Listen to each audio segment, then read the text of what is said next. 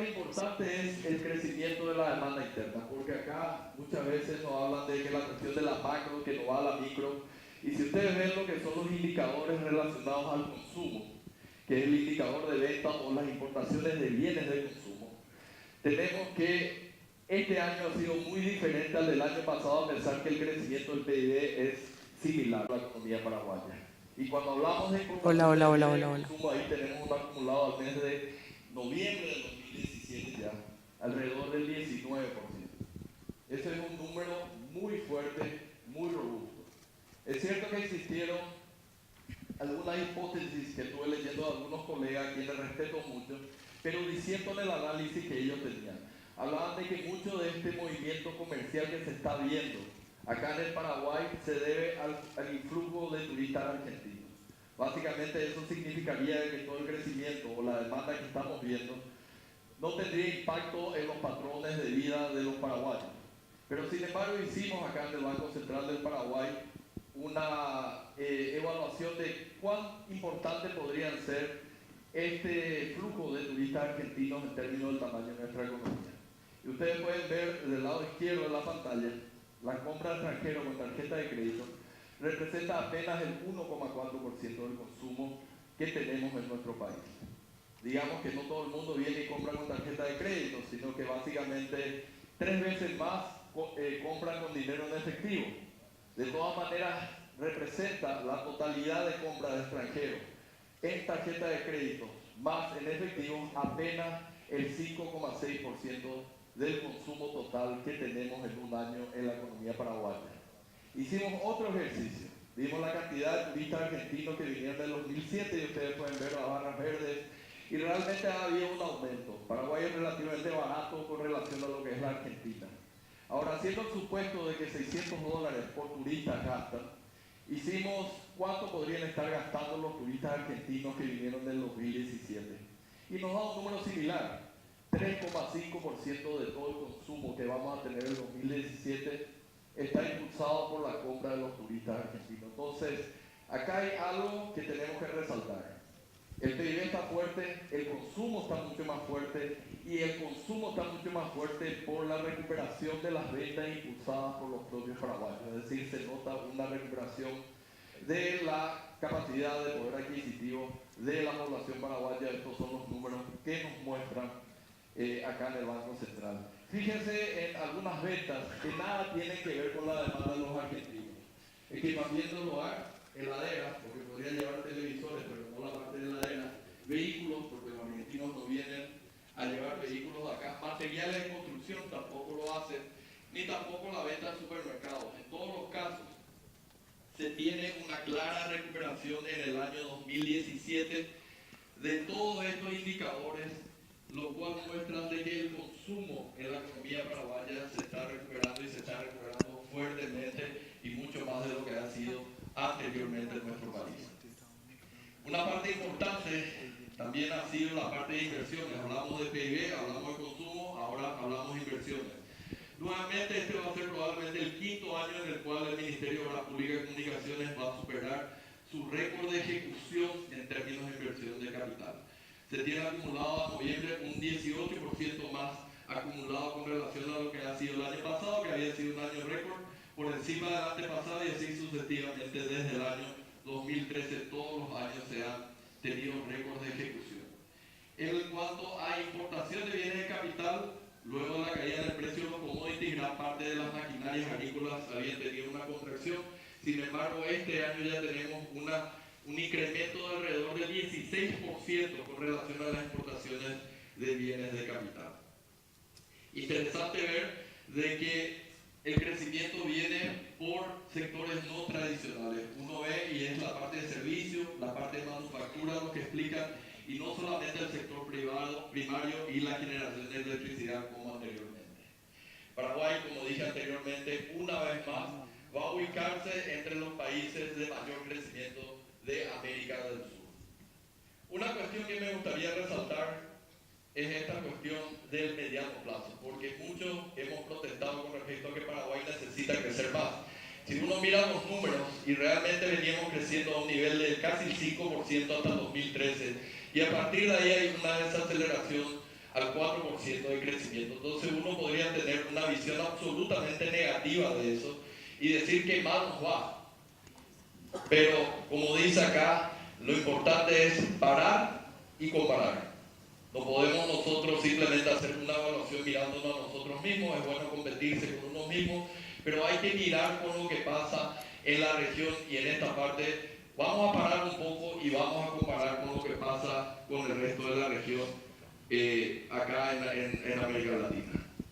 Fíjense en primer lugar lo que decían las calificadoras de riesgo anteriormente, cualquiera de ellas.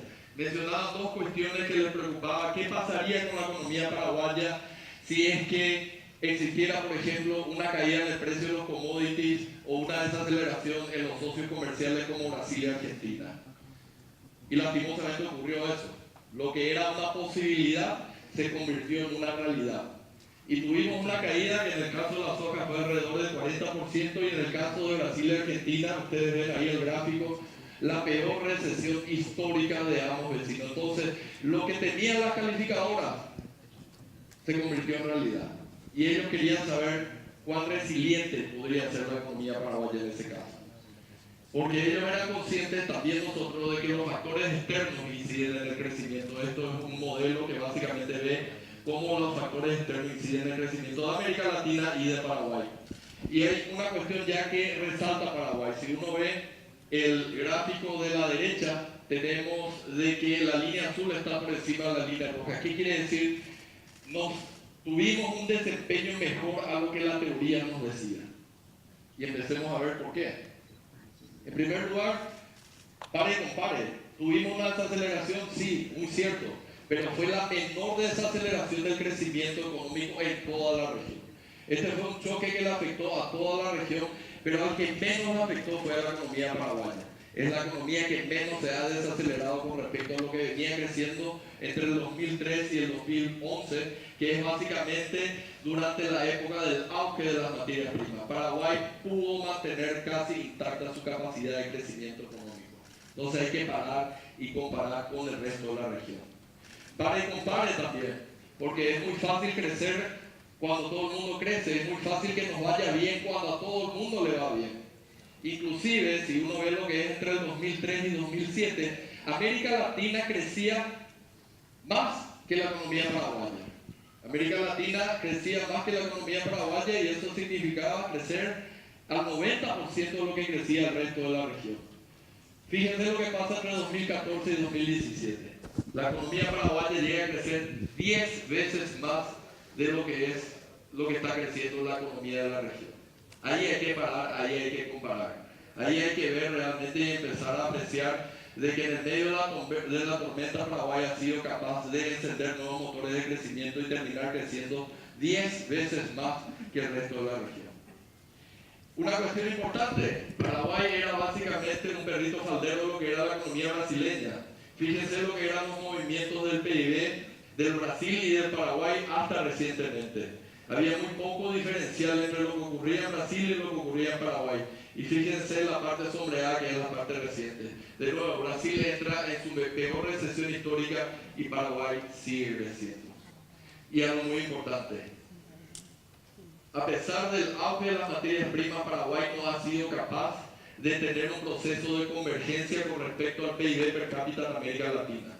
Se ha mantenido básicamente estable y solamente durante los últimos 4 años el Paraguay ha mostrado una convergencia del PIB per cápita del Paraguay con relación al PIB per cápita de América Latina. Este es el tipo de dinamismo que tenemos que tener siempre nosotros, convergiendo a niveles de ingresos relativos más altos que anteriormente. Voy a hablar un poco de la inflación. Esta es parte de filosófica de alguien que es bastante controversial y que lo escuché diciendo una vez, me encantó, que es la parte de que es lo que había dicho Diego Armando Maradona una vez en términos futboleros, se le escapó la tortuga a alguien. En términos de inflación se nos escapó la tortuga porque vi algunos titulares diciendo de que por primera vez la tasa de inflación va a estar por encima de la meta. Y me pareció algo bastante escandaloso para lo que es el comportamiento de la inflación en Paraguay y encima para una institución que supo conservar el poder adquisitivo de la moneda por 74 años. Y lo primero que tenemos que entender es que la inflación fluctúa alrededor de la meta. No es que la inflación tiene que estar debajo de la meta porque si no se convierte en un techo. Y lo que pasó este año es que tuvimos varios choques, después voy a explicar, que hicieron de que la inflación se vaya un poco por encima de la meta, pero no significa que estemos en un proceso hiperinflacionario ni nada de eso. Esto es algo normal y ahí he señalado algunos puntos cuando la inflación se quedó un poco por encima de la meta en Paraguay. Pero para el Banco Central esto no representa ningún riesgo. Es cierto, hubo una aceleración de la inflación mensual recientemente, pero nada de esto representa un riesgo para nosotros. ¿Por qué? En primer lugar, si uno mira las medidas de inflación por tendencia, y esto es lo que permite predecir hacia dónde se va a ir la inflación a futuro, uno ve que las medidas de tendencia de la inflación están absolutamente controladas, inclusive por debajo de la meta. Ustedes pueden ver la inflación núcleo, las barras verdes, todas están por encima de lo que sería el límite máximo para alcanzar a fin de año un 4% de inflación, que es nuestra meta. Todas las medidas de tendencia por debajo de la meta, es decir, no es que estas medidas se van a acelerar, sino al contrario. La inflación va a converger a estos niveles que tenemos acá y estos niveles están por debajo del 4%. ¿Por qué no nos preocupa? Porque la inflación está concentrada en unos pocos productos. El porcentaje de precio con variación anualizada superior al 4%, que es nuestra meta, es de menos del 20%. Es decir, hay menos del 20% de los productos que tienen una inflación superior al 4%. Está muy concentrada en unos pocos productos. Entonces, no amerita ninguna reacción por parte del Banco Central el hecho de que la inflación coyuntural esté elevada por causa de unos pocos productos. Este incremento está aplicado principalmente por el Ahí enfrente, señor, ahí enfrente. Fíjense ustedes lo que es el precio del tomate. Sí, el precio del tomate muchas veces ha sido controversial en los titulares, pero fíjense, 122% de incremento en el último año. 23% en el caso de la naranja. A veces me dicen la gente de estudio económico no se va al supermercado. Claro que se va al supermercado en muchos otros lugares. Por eso es que vemos que el tomate subió 122% durante el último año. Solo que esto es una canasta grande que mide el precio medio, y entonces la inflación final termina siendo del 4,5% o 4,2%, pero sí registramos nosotros la volatilidad de los productos frutícolas. Entonces el incremento de inflación está aplicado por unos pocos rubros. Estos precios tienden a revertirse en el corto plazo. Esta es la inflación mensual de esos rubros. Sube muchísimo y después de un periodo baja muchísimo. Entonces no amerita que el Banco Central reaccione a una suba de estos precios, porque si no estaríamos realmente dificultando una buena dinámica económica simplemente por reaccionar a unos pocos productos que tenemos. Los precios, el horizonte de lo que le llamamos horizonte de la política.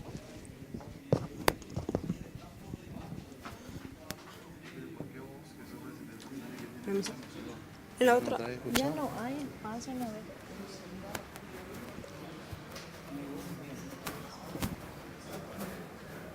Buenas. Necesito pasar un segundo, yo tengo que entrar el micrófono de allá.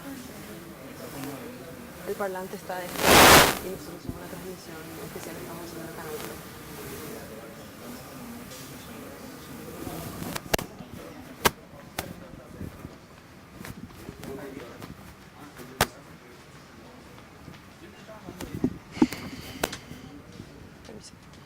Gracias.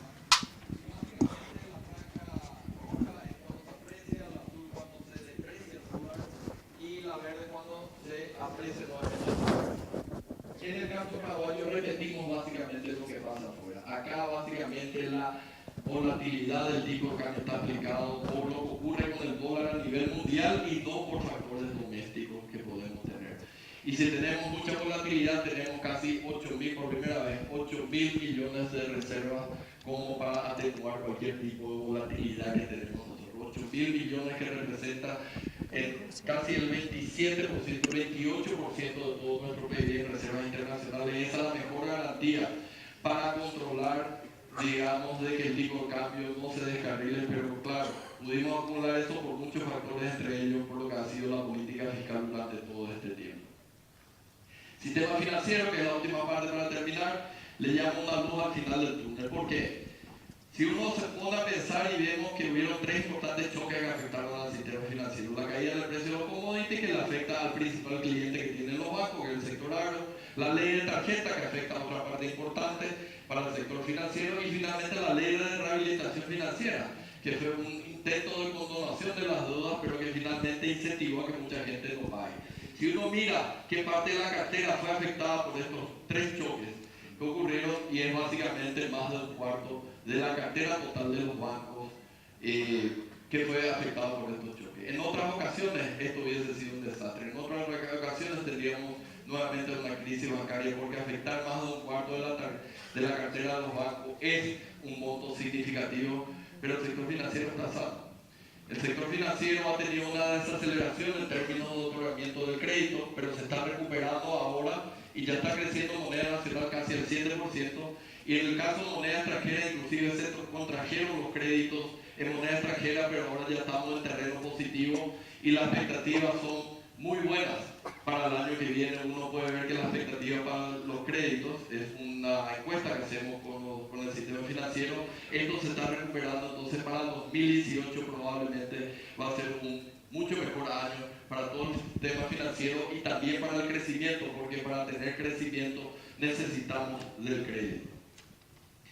Tenemos que se ha disparado, si uno mira la cosa más difícil, la cosa más estricta en términos de morosidad, que es cartera vencida más las 3 R's, que son los renovados, reestructurados, refinanciados. Muy buen día, Ángel. Y como estaba mencionando, en este momento se está desarrollando la disertación de como consecuencia de lo que ha sido la crisis en el precio de las materias primas.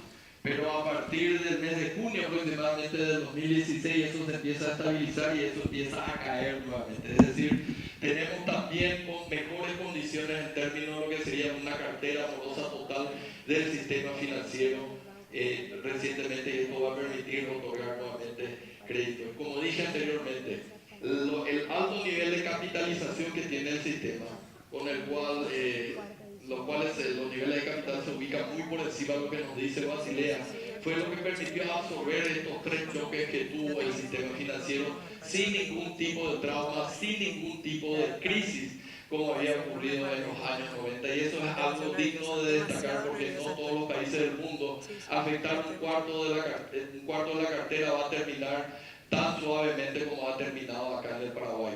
Y digamos a los amigos banqueros o regulados, digamos que fue un mal año, pero un mal año no se puede considerar tampoco si tenemos una rentabilidad del 22%, que cuando que el promedio de la región es del 17%, o un ROA del 2,3% cuando que la región está 1,8%. Es decir, en los peores años del sistema financiero paraguayo reciente se tienen rentabilidades que son superiores a lo que es el promedio de la región. Entonces, es una situación que estuvimos observando, pero estamos viendo realmente la luz al final del túnel. Estamos viendo de que la recuperación es incipiente en el sistema financiero.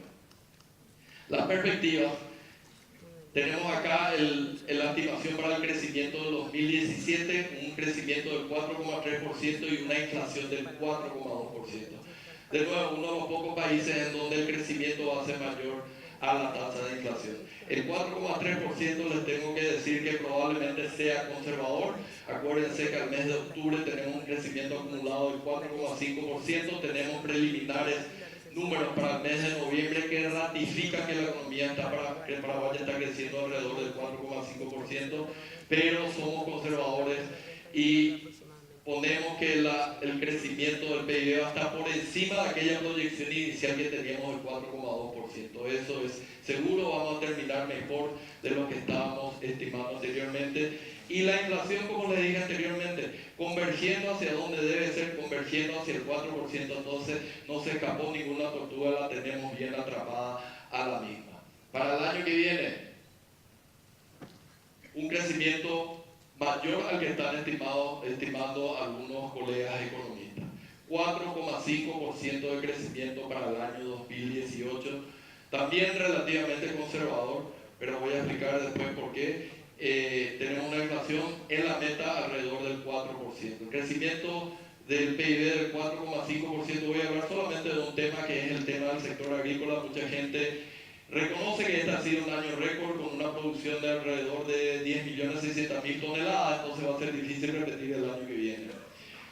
Lo que la gente se olvida es de que hay un 40% del sector agrícola que ha tenido un desempeño desastroso en el año 2017. Es la parte de trigo, la parte de arroz y la parte de maíz. La suma de estos tres factores suma 40% de la producción agrícola. Es la recuperación de estos tres sectores que van a llevar al crecimiento del sector agrícola bastante fuerte el año que viene, pero de todas maneras el crecimiento del 4,5% va a seguir estando impulsado por sectores no tradicionales de la economía paraguaya. Y Paraguay con este resultado del 4,5% probablemente va a terminar siendo, hasta que los amigos de Bolivia ratifiquen su número para ganarnos, van a terminar siendo el país con mayor crecimiento económico de la región, por segundo año consecutivo. Entonces, ya para dejarle a Lea, creo que nosotros hemos tenido una situación muy difícil, muy tormentosa, como dije anteriormente. Fueron choques externos que afectaron el desempeño de la economía paraguaya, pero nos hemos salido bien. Creo que hay mucho por hacer en términos de seguir manteniendo la estabilidad, empezar a pensar en productividad, fortalecer nuestras instituciones y seguir apostando en la infraestructura de tal manera a que este crecimiento económico que es mayor de la región se sostenga a lo largo del tiempo. Y un último pensamiento, siempre dejo un último pensamiento para el final, pensando justamente con el título de la presentación que es Paraguay después de la tormenta. Me encantó esta cita de Mahatma Gandhi: cuando hay una tormenta los pajaritos se esconden, pero las águilas vuelan más alto. La economía paraguaya supo ser un águila durante todo este tiempo. Muchas gracias.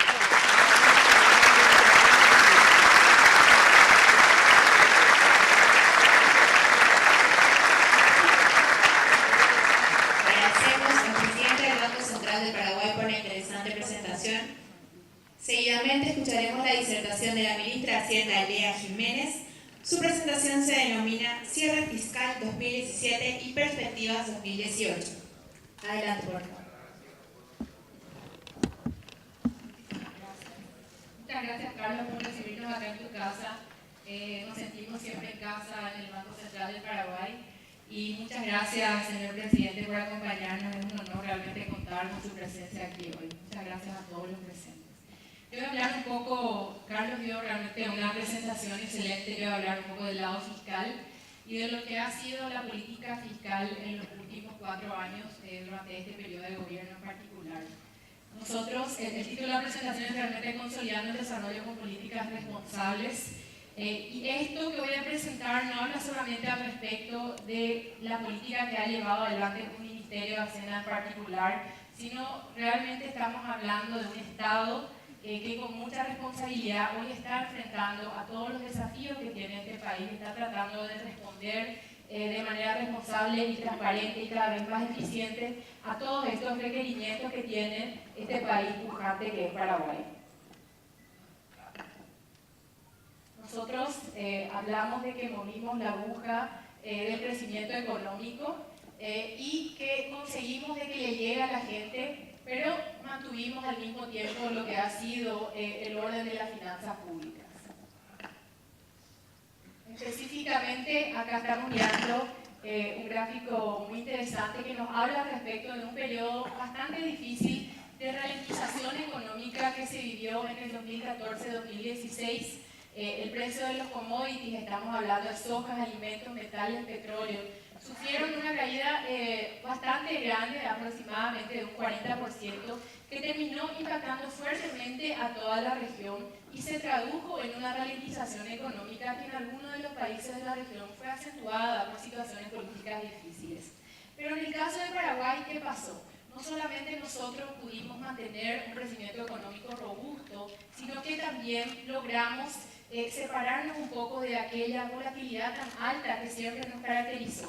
¿A qué se debió todo esto? 3 factores importantes. Aquí vemos lo que nosotros llamamos el famoso desacople. Este gráfico es bastante simple, pero nos cuenta muchísimo. Aquí podemos fijarnos lo que ha sido el crecimiento promedio en 3 diferentes periodos de Argentina, Brasil, Chile y Paraguay. Y les pido que se enfoquen en lo que ha sido la trayectoria de Brasil y la trayectoria de Paraguay. En la primera y la segunda columna, en los 2 periodos, vemos que Paraguay prácticamente crecía exactamente al mismo ritmo de Brasil. Pero finalmente, en el último periodo, 2013-2016, Vemos a un Paraguay fortalecido y a un Paraguay que logra separarse de esa coyuntura difícil que enfrentaba la región y particularmente nuestro principal socio comercial que se vio envuelto en dificultades no solamente económicas sino también políticas muy fuertes, tal vez las peores en la historia de Brasil. ¿Y qué es lo que nosotros logramos hacer? La caída de las exportaciones de nuestros principales socios comerciales sí nos golpearon fuertemente, pero logramos amortiguar esa caída con una política económica proactiva. ¿En qué sentido proactiva? Nosotros fuimos activamente a buscar nuevos mercados internacionales y específicamente hoy podemos hablar que tenemos 19 nuevos socios comerciales y estos no son temas menores. Hemos logrado diversificar ese portafolio de países destino a los cuales nosotros exportamos nuestros productos. Y esto tiene una importancia central, obviamente, para un país como Paraguay. También hicimos que la inversión pública finalmente se constituya en un factor fundamental del crecimiento. Realmente aquí estamos hablando de transformar desafíos estructurales que ha tenido nuestro país como resultado de varias décadas de no hacer las inversiones que debíamos hacer, pero finalmente esos desafíos y esas brechas de infraestructura tan grandes hoy las estamos convirtiendo en oportunidades de hallar y de empujar un mayor crecimiento que se potencia internamente. Ya no dependemos fuertemente de factores externos gracias a este tipo de políticas. Y específicamente hablamos, cuando miramos el historial de Paraguay, lo que ha sido el aporte histórico en la inversión pública representó aproximadamente 10% en términos de contribución al crecimiento del PIB. Pero en el último periodo, 2014-2016, vemos que esa contribución al crecimiento se más que duplicó. Realmente esto no es un tema menor, porque estamos hablando no solamente de potenciar el crecimiento, sino también incrementar la capacidad de Paraguay, la capacidad productiva de Paraguay, la competitividad de Paraguay, a la par de que generamos empleos, nuevos tipos de empleos para la ciudadanía. También hablamos de una diversificación productiva. Finalmente, gracias a esa estabilidad macroeconómica que nosotros siempre valoramos muchísimo, nosotros hoy podemos darnos el lujo de hablar de la diversificación económica de Paraguay. Y es también uno de los pilares fundamentales que hace que ya no tengamos esa volatilidad tan alta que enfrentábamos anteriormente. Específicamente vemos aquí dos periodos comparados, el 2011-2013 y 2014-2016. ¿Y qué es lo que vemos acá? La agricultura sigue siendo un pilar fundamental de nuestra economía, representó y sigue representando aproximadamente 18% cuando tomamos estos dos periodos en términos de contribución al crecimiento. Pero finalmente cuando nos fijamos en lo que ha sido la industria, la ganadería, la construcción, vemos que estos tres sectores en su conjunto se han triplicado en términos de la contribución que tienen al crecimiento del PIB de Paraguay. Realmente esto es una diversificación de la matriz productiva, lo que no es un tema menor en el caso de Paraguay. Todo esto permitió que nuestra economía pueda ajustarse y pueda generar un superávit comerciales internos. ¿Y qué es lo que significa eso? Y fíjense lo que es aquí América Latina. América Latina atravesó una situación difícil, esto se refleja en términos de crecimiento, esto se refleja en términos de déficit y finalmente se refleja también en términos de la balanza comercial. Pero a diferencia de América Latina, Paraguay logró en los últimos años mantener una balanza comercial superavitaria, que es muy importante para un país como Paraguay. Y finalmente, todas estas políticas se traducen en que la macro llega a la micro, efectivamente. Estamos hablando aquí de un fisco que logró ordenar esas cuentas fiscales que le damos importantemente y gracias a ese ordenamiento logramos, a pesar de la tormenta, como mencionaba Carlos, logramos nosotros reestructurar el gasto público y redireccionar el gasto a áreas que debemos priorizar, como por ejemplo, aquí vemos el crecimiento del gasto en el sector de salud, vemos el crecimiento del gasto en el sector de promoción y acción social y vemos también el crecimiento del gasto en educación específicamente. Me gustaría que se enfoquen en esos tres pedazos. En el sector de salud nosotros vimos un crecimiento, ¿a qué se debe este 82%? Aquí hablamos de un crecimiento de más o menos 250% en términos de gasto en medicamentos. Eso se traduce finalmente en mayor acceso a medicamentos para la ciudadanía. Estamos hablando también del sector salud específicamente de 5.000 nuevos funcionarios de blanco que hoy forman parte del funcionariado del Ministerio de Salud y finalmente están brindando mayores servicios, se está expandiendo la cobertura a la ciudadanía. De eso se trata mejor gasto público. También estamos hablando en términos de educación, un crecimiento del 56%.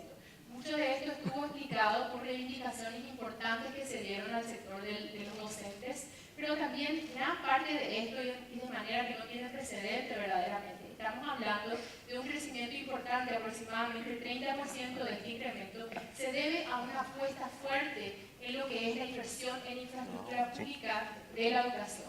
No solamente nos referimos a la mejora que para el año 2018 estamos proyectando que aproximadamente 1.300 escuelas van a ser reconstruidas, arregladas o construidas. Estamos hablando también de un proyecto importante de TICS que se va a terminar en el año 2018. Estamos hablando de una apuesta fuerte a lo que es la capacitación docente. Específicamente hoy tenemos abiertas 40 plazas para cubrir la capacitación de los docentes a nivel superior. Y también estamos hablando de importantes proyectos como por ejemplo la educación inicial, ¿verdad? Se ha expandido la cobertura de los programas de educación inicial.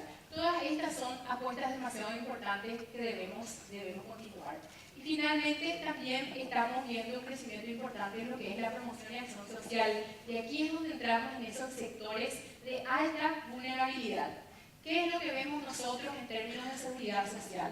Primero, vemos un crecimiento importante de 255% en lo que es el gasto dirigido al programa Tecoporá. El programa Tecoporá se más que duplicó en términos de su cobertura en este periodo 2013 al 2018.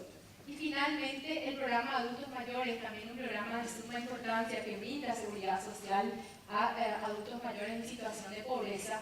Este programa creció en 247% y la cobertura también fue más del doble, o sea, más que duplicamos la cobertura. Finalmente, aquí estamos también hablando de direccionar recursos no solamente a gasto social, sino también a inversión en infraestructura. Pero esto no es solamente cemento, aquí estamos hablando de mejorar la calidad de vida de los paraguayos, mejorar la competitividad del país. Específicamente en términos de inversión, con esta política fiscal más ordenada y este redireccionamiento de recursos, esta vuelta de timón, a veces decimos, estamos viendo que en los últimos 4 años se ha invertido tanto como en los últimos 10 años. Estamos viendo también que en los últimos 4 años se hizo el equivalente al 80% de toda la pavimentación hecha en los 40 años anteriores. Estamos también viendo en términos de viviendas dignas, que en los últimos 4 años se ha construido el doble de lo que se hizo en los 4 gobiernos anteriores, en los 4 periodos de gobierno anteriores. Y en términos de educación superior se han enviado a 1.018 jóvenes, hoy embajadores de Paraguay, afuera, que van a volver y van a contribuir desde donde les toque. Efectivamente, estamos hablando de formación de capital humano en términos de educación técnica, se han capacitado y acreditado aproximadamente 350.000 técnicos. Y esto habla de un país que finalmente está haciendo esas inversiones en capital humano y en infraestructura que el país y que ese bono demográfico que tenemos necesita para poder ser más productivos y para poder tener una economía cada vez más pujante. También esto se traduce en un cambio estructural importante en términos de lo que es la estructura social de Paraguay. Estos cambios se vienen dando a través del tiempo y cuando vemos un periodo extenso de más o menos los últimos 15 años, realmente vemos una transformación tremenda en términos socioeconómicos de Paraguay. Principalmente vemos una duplicación de la clase media en los últimos 15 años y también vemos una caída del 50% de lo que es la pobreza. En términos de la clase media, solamente comparando el periodo 2009, 2012, 2013, 2016, cuando miramos lo que ha sido el promedio de la clase media, aquí vemos un incremento del 38.4% en términos de lo que representa esta clase media en la pirámide socioeconómica de Paraguay.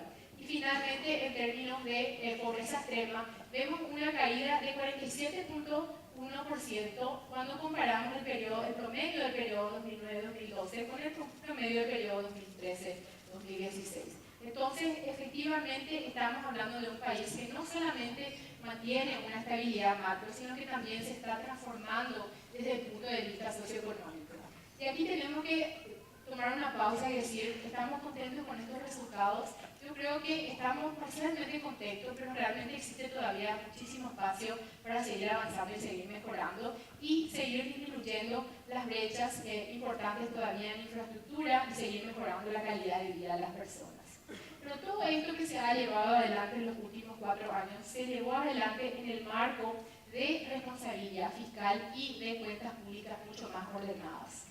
¿A qué nos referimos específicamente con eso? Este gráfico está un poquito cargado, pero aquí lo que vemos, las barras azules son el gasto salarial deflactado como porcentaje del PIB y también vemos lo que es el crecimiento de la inversión pública, esa la línea anaranjada. Y finalmente nosotros trazamos ahí lo que yo llamo el rombo virtuoso de las finanzas públicas. ¿Por qué? Porque finalmente vemos ese cambio estructural importante que se da en el gasto público, donde vemos que de un incremento del año 2009 al 2014 tremendo que se da en gasto salarial, finalmente a partir del 2013 al 2017 nosotros vamos viendo un Estado que se comporta de manera mucho más responsable y empieza a trabajar en la contención y en el manejo más responsable de las finanzas. Finalmente, cuando nos fijamos lo que ha sido la trayectoria de infraestructura, periodo 2009-2013, vemos una, digamos, caída en términos de inversión y finalmente eso a partir del 2013 al 2017 empieza a repuntarse. Entonces, de eso hablamos cuando hablamos de la reestructuración del gasto.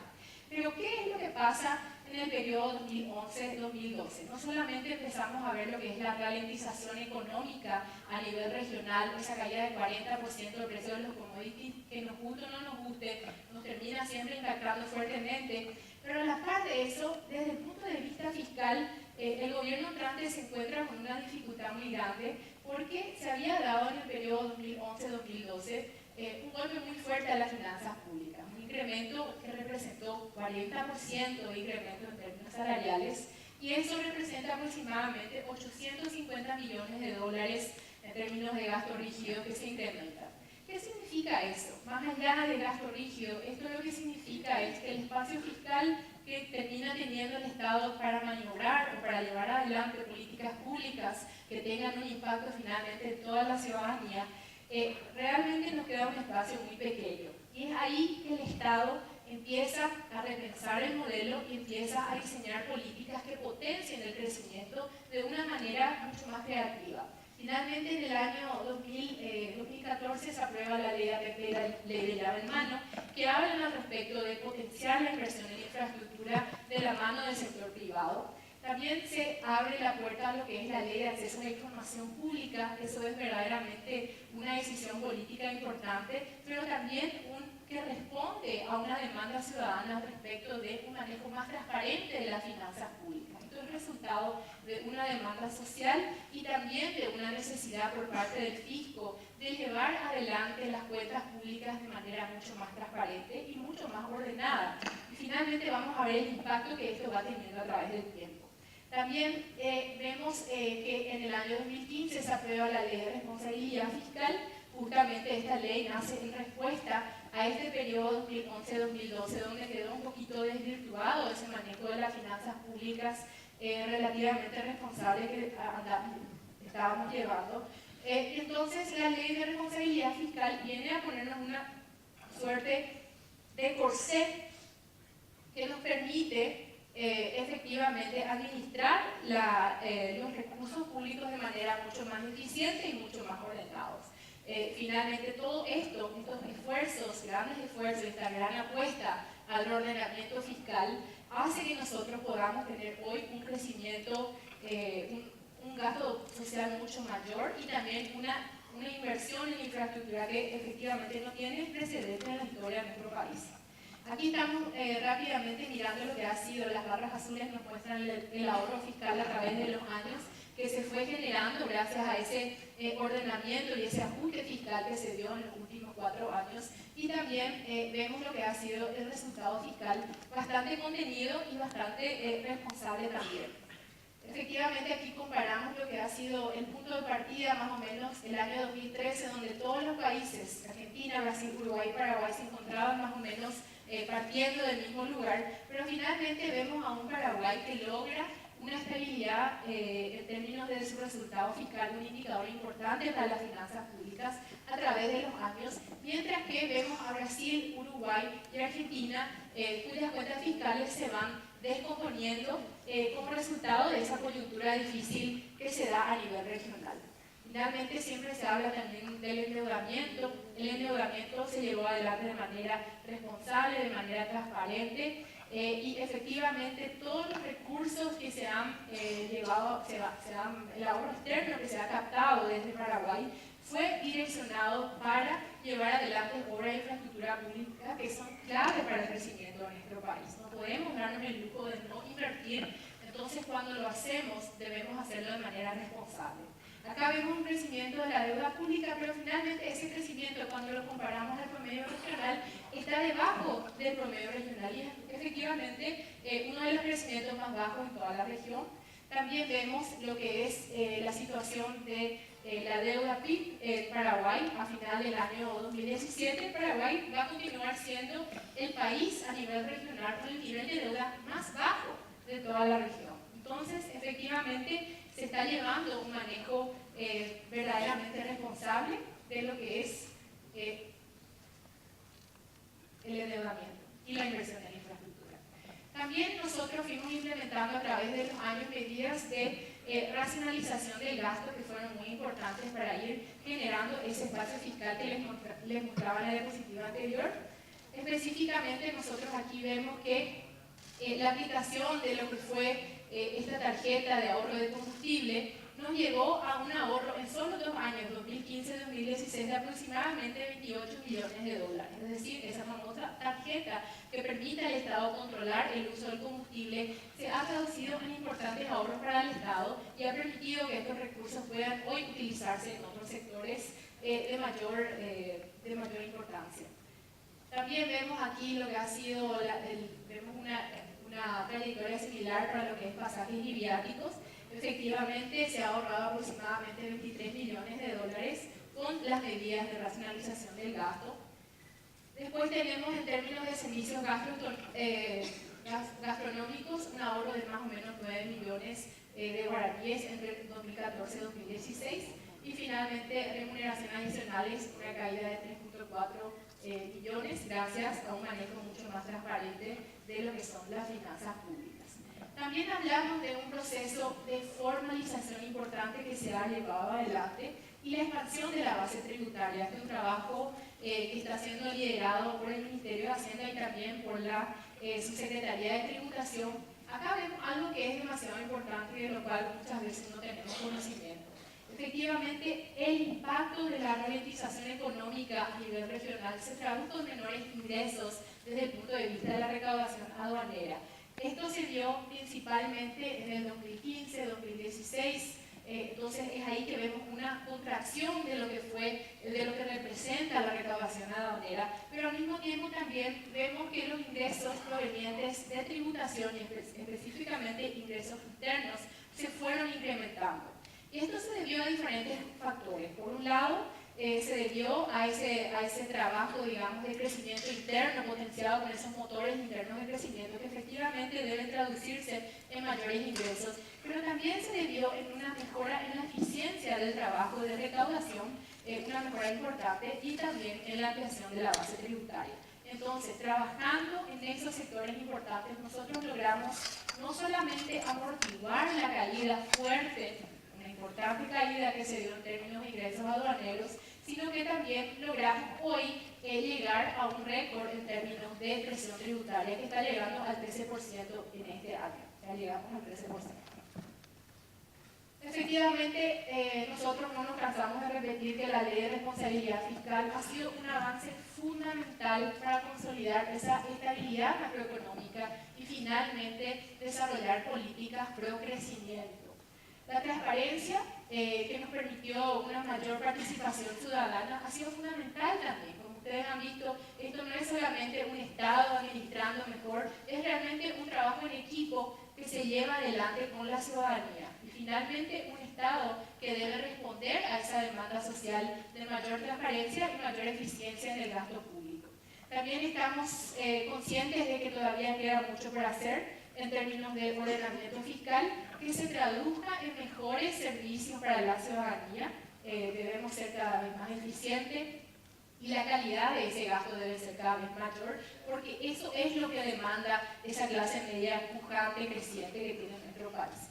Y finalmente debemos seguir en la buena senda que hemos emprendido, con más inversiones sociales, más inversiones en infraestructura, que finalmente es la función que estamos cumpliendo aquí. La política fiscal debe abocarse a responder a lo que son las necesidades de la ciudadanía. De eso se trata. Muchas gracias.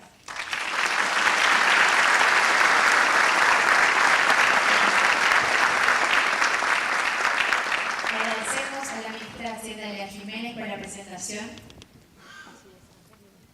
El presidente de la República, Horacio Cartes, para la sostenibilidad de las finanzas públicas en el mediano plazo.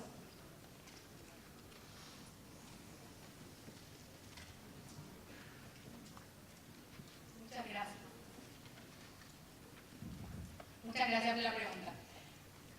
Efectivamente, como nosotros no nos cansamos de responder a esa pregunta que nos hacen realmente dónde nos vamos, ¿verdad?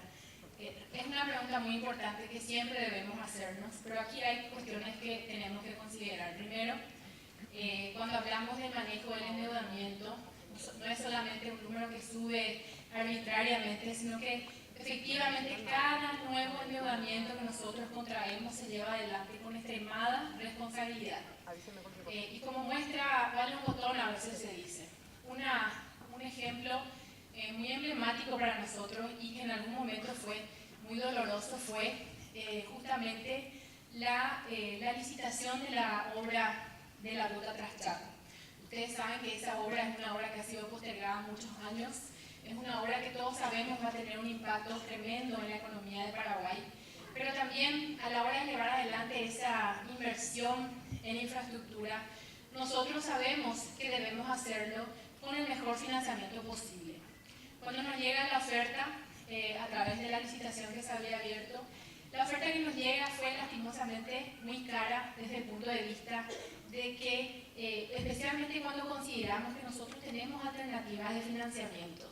Y es ahí que el Estado se ocupó de tomar esa decisión difícil de decir, no vamos a ir con este financiamiento, pero vamos a asegurarnos de gestionar un financiamiento mucho más bajo, menos costoso. Y finalmente, eso es lo que llevamos adelante. Justamente la semana pasada estuvimos en Quito concretando la aprobación del crédito de la CAF para llevar adelante la inversión de esta ruta tan importante que efectivamente va a potenciar a esa región, pero va a potenciar también a todo el país. Entonces, cuando tomamos decisiones de endeudamiento, realmente se hace un trabajo muy minucioso y finalmente se toma en cuenta la capacidad de repago del país, ¿verdad? Ese espacio fiscal que yo había mostrado en mi presentación que se fue generando y que permite justamente tener mayor capacidad, digamos, mayor cintura desde el punto de vista financiero para repagar esa deuda. Y también estamos hablando de lo que es la ley de responsabilidad fiscal, que no solamente pone un tope a lo que es el déficit, sino que también de manera indirecta topea al crecimiento de la deuda. Entonces, cuando la gente se asusta un poco al mirar que mucho ha crecido la deuda, algunos hablan de que se duplicó la deuda y otros empiezan también a hablar de otras cuestiones que no son reales, pero nosotros tenemos que entender que estas son no solamente cuestiones financieras, también cuestiones matemáticas. El nivel de endeudamiento de Paraguay era efectivamente extremadamente bajo, entonces que se duplique ese nivel de endeudamiento no es necesariamente un indicador para alarmarse. Especialmente cuando hablamos de deuda, no solamente estamos hablando de captar ahorro externo, sino también estamos hablando de tener la capacidad de gastar esos recursos. Entonces, se ha trabajado de manera armoniosa en saber tomar esa decisión de endeudarnos o no por este medio o por otro medio, tomar esas decisiones difíciles. También se ha fortalecido el sistema de inversión pública, que es lo que permite que hoy la inversión en infraestructura se haga cada vez de manera más eficiente y transparente, y tenemos evidencia tangible de ello. Y finalmente también como Estado debemos tener la capacidad de ejecutar esos recursos. Entonces, tomando en cuenta todos estos factores, es que nosotros tomamos esa decisión de captar mayor ahorro externo para hacer esa inversión en infraestructura que el país tanto necesita. ¿Me preocupa a mí el nivel de endeudamiento? Definitivamente no me preocupa. No me preocupa, y específicamente conociendo todo esto que acabo de mencionar, a la par de que miramos los indicadores de cómo se sitúa Paraguay en términos de endeudamiento con relación a la región, al final del 2017 sabemos que vamos a hacer la economía con el nivel de endeudamiento más bajo de la región y vamos a seguir manteniéndonos con un crecimiento de la deuda por debajo del promedio regional. Gracias. Una pregunta más para la ministra. Durante el gobierno actual se ha incrementado la cobertura de los programas sociales. ¿Cuáles han sido los principales logros de estos programas? Bueno, excelente pregunta. Gracias también al hecho de que se hizo una apuesta fuerte para, como yo había mencionado a través de la presentación, reestructurar el gasto público, y efectivamente, a pesar de ese golpe fuerte del 2011-2012, nosotros logramos generar el espacio fiscal para más que duplicar la cobertura de programas sociales. Tengo que decir que el impacto de estos programas ha sido fundamental, particularmente en una coyuntura, la coyuntura que vivimos en el 2014-2016, bastante difícil a nivel regional, donde vemos una caída importante de diferentes pilares, digamos, de la economía y de los ingresos también en términos de recaudación aduanera específicamente. Todo eso termina impactando a la economía, pero en particular siempre termina impactando más fuertemente a los más vulnerables.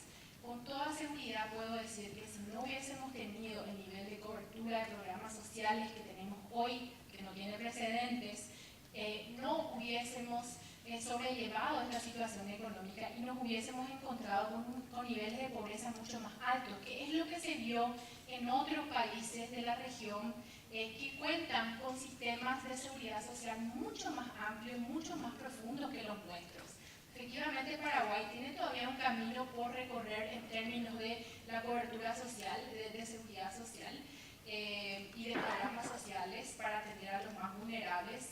Tenemos todavía mucho espacio para seguir creciendo y estamos todavía muy lejos de lo que es hoy la situación de Argentina, de Brasil. A pesar de ello, el trabajo que se lleva adelante a través de programas como Temporal y Adultos Mayores es tan efectivo que realmente permitió amortiguar ese golpe fuerte que representó la ralentización económica del periodo que mencioné y realmente amortiguar la subida, digamos, logramos atajar la subida de la pobreza que sí se vio en otros países de la región.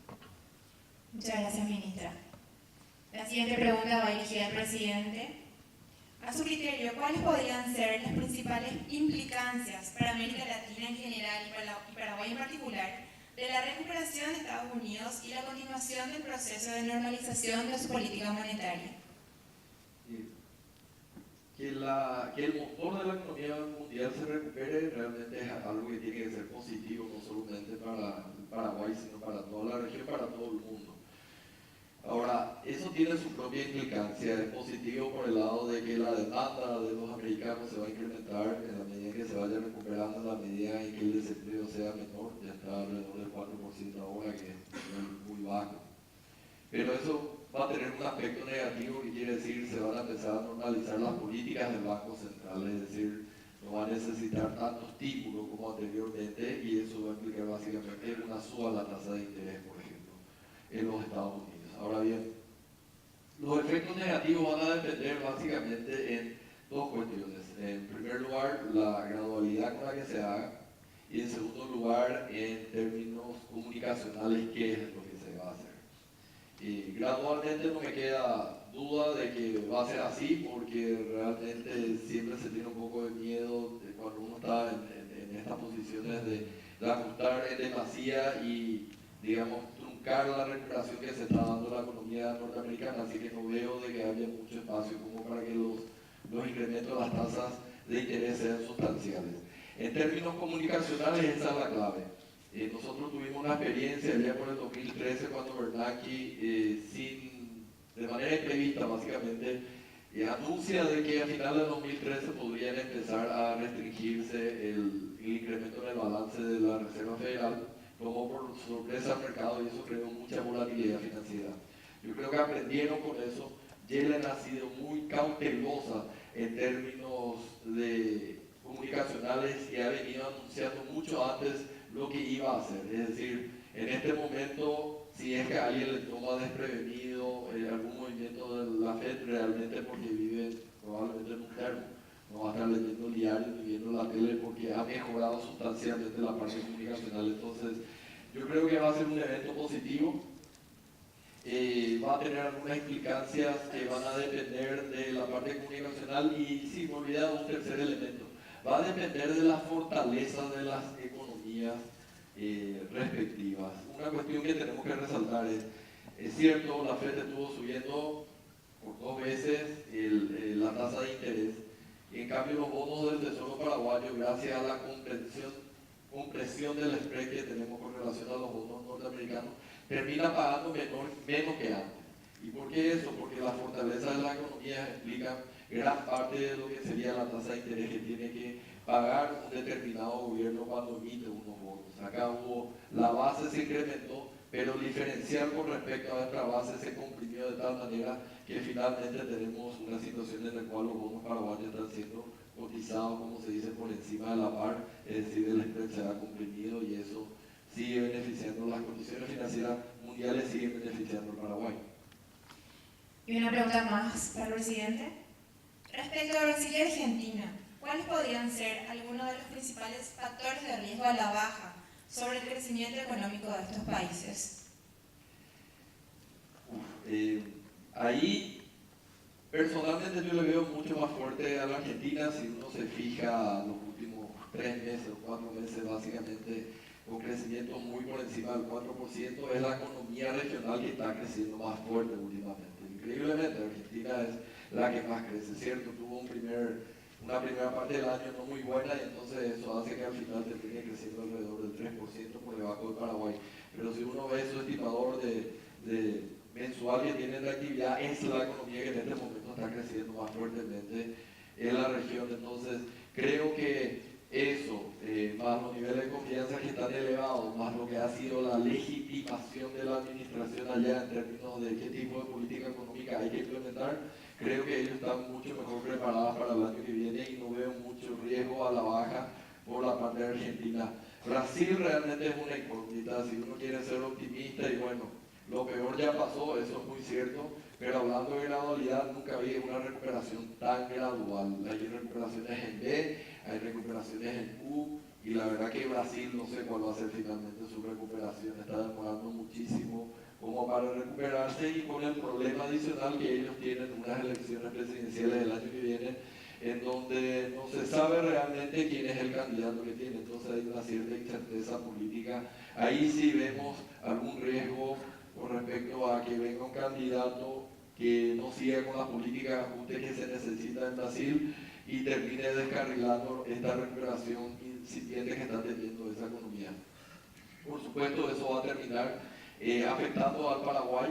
Ya sabemos lo importante que es para ciertos sectores, como la parte de frontera, el comercio de frontera principalmente es el que más se vio afectado. Estoy menos preocupado con respecto a lo que podría ser el efecto sobre la parte de maquila, porque es cierto, siempre doy el ejemplo de que Brasil vendía durante su recesión un 20% menos de autos, pero seguía vendiendo más de 2 millones de automóviles por año. Entonces, que nosotros estemos proveyendo, digamos, autopartes a esos 2 millones va a seguir siendo una constante y no veo riesgo para esa parte de maquila, pero sí para el comercio de frontera. Pero de nuevo, yo creo que después de haber pasado la tormenta que pasamos, que no era solamente una desaceleración de Brasil, sino era otra vez el precio de las materias primas y lo que fue la gran crisis económica mundial, creemos que tenemos elementos como para seguir apostando a un crecimiento independiente del Paraguay, a un desacople del Paraguay con respecto a los países vecinos. Muchas gracias, señor presidente, y muchas gracias también a usted, señora ministra. Señoras y señores, de esta manera damos por concluido el evento económico más importante del año. Paraguay, evaluación 2017 y perspectivas 2018. Agradecemos a todos por su presencia y que tengan un buen resto de jornada. Muchas gracias.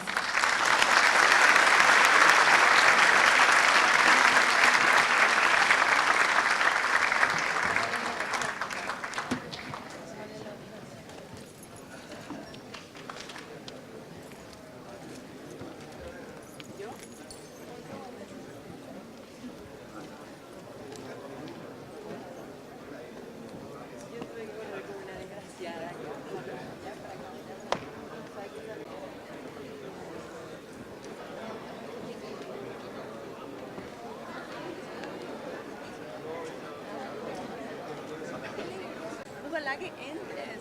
Sí, vamos a Para ver. estudiar